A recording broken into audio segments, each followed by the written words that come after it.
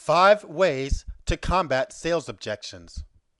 Before delving into the mechanics of handling an objection, it's important to understand a few basic concepts that can make your life easier in a resistance situation. Number 1, divorce your ego from the sale. Remember that when the buyer rejects your product, it's not a direct assault on you. The rejection doesn't mean that you're a crummy person and the buyer wants nothing to do with you. For one reason or another, this buyer is not sold on your product. Don't get defensive and don't argue. You can defend without being defensive. I don't know any salesperson who won a sale by winning an argument with the client, though I don't know several salespeople who won the argument and lost a sale. Be tactful with your responses. Objections represent tenuous situations. Number 2, create an objections file.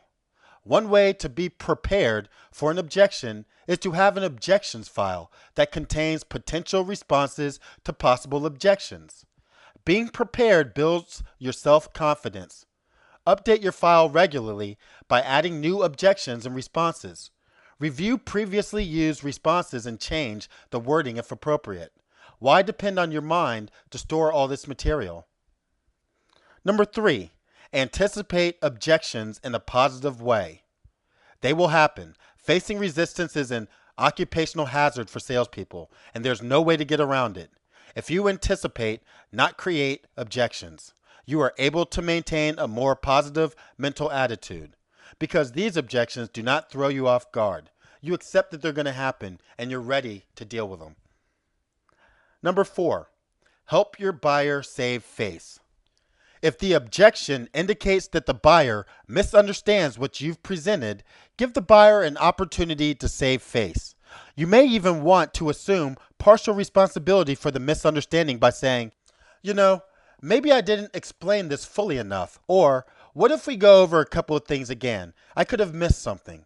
Exonerate the buyer and give him or her a chance to bow out of a situation gracefully. The buyer will reward your tact. And number 5, listen with all your senses.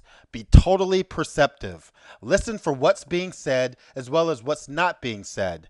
How does the buyer express objections? What is the buyer's mood? How tentative is his or her concern? Try to fully understand the emotion as well as the facts.